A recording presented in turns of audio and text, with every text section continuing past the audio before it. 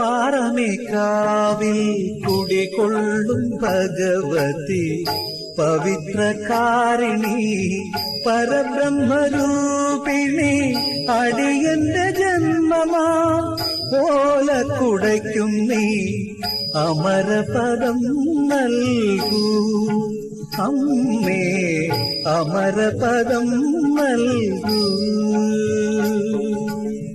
പാറമേക്കാവിൽ കുടികൊള്ളും ഭഗവതി പവിത്രകാരിണി പരബ്രഹ്മരൂപിണി അടിയന്റെ ജന്മമാ ഓലക്കുടയ്ക്കും നീ അമരപദം നൽകൂ അമ്മേ അമരപദം നൽകൂ.